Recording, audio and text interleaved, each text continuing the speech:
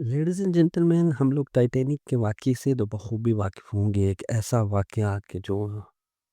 تقریباً ایک صدی گزرنے کے بعد بھی ہر شخص اس کے بارے میں بخوبی واقف ہے۔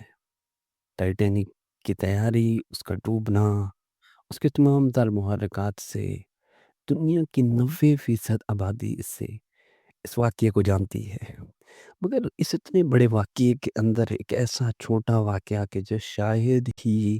90% لوگوں کو اس کے بارے میں معلوم ہو۔ جہاں یہ دنیا کا سب سے بڑا جہاز، دنیا کا سب سے بڑا مضبوط جہاز تیار ہو رہا تھا، تو اس کے ٹکٹس خریدنے کے لیے ایک اسکاٹش امپائر جن کا نام کلارک تھا، انہوں نے اپنی فیملی کے لیے اور اپنے لیے 7 ٹکٹس خریدے، جس میں ان کی ایک بیوی اور 5 بچے بھی شامل تھے۔ ٹائٹینک جہاز اپنے سفر پر نکلنے سے 4 دن قبل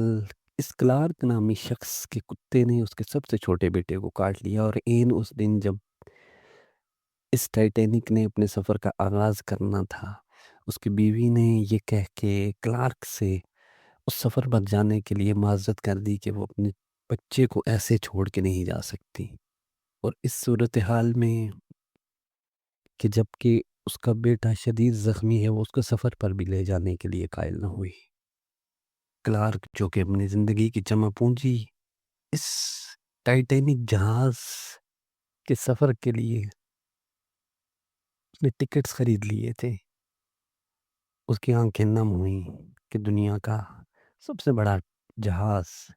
اور پوری دنیا گھومنے کا ایک سنہری موقع اس نے کھو دیا۔ لیڈیز اینڈ جینٹلمین،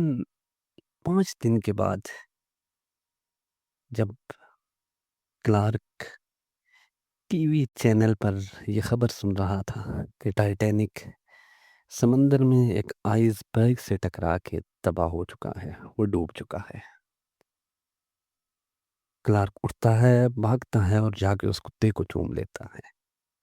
اس کتے کو پیار کرنا شروع کر دیتا ہے، کیونکہ کلارک یہ سمجھ چکا تھا کہ وہ میرے بچے کو اس کتے کا کاٹنا یہ قدرت کی طرف سے ہمارے لیے اس میں وہ بہتری تھی کہ ہم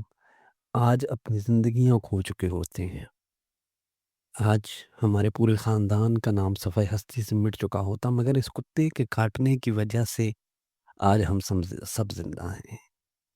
سو لیڈیز اینڈ جینٹلمین، ہماری زندگی میں بھی کچھ ایسا ہی ہو رہا ہوتا ہے، بہت سے محرکات ہوتے ہیں،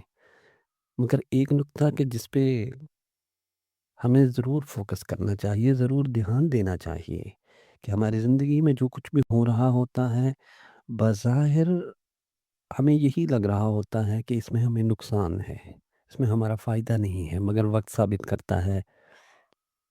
قدرت کا نظام ثابت کرتا ہے کہ ہر انسان کے لیے اس دنیا میں جو کچھ بھی ہو رہا ہوتا ہے وہ اس کی بہتری کے لیے ہی ہوتا ہے۔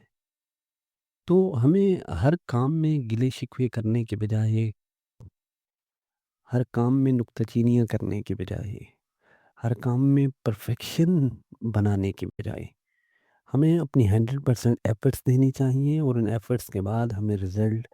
اس کا نتیجہ خدا کی ذات پہ چھوڑ دینا چاہیے، اور جو بھی نتیجہ سامنے آئے اسے نیک نیتی کے ساتھ اور اللہ رب العزت کو حاضر ناظر جان کر رب کی رضا سمجھ کے اسے قبول کر لینا چاہیے، کیونکہ وقت گزرتا جائے گا اور اس کے نتائج سامنے آتے جائیں گے، اور ان نتائج کے سامنے آتے ہی ہمیں معلوم ہوگا کہ قدرت کے اس نظام میں ہمارے ساتھ جو کچھ ہو رہا تھا وہ ہماری ہی بہتری کے لیے تھا۔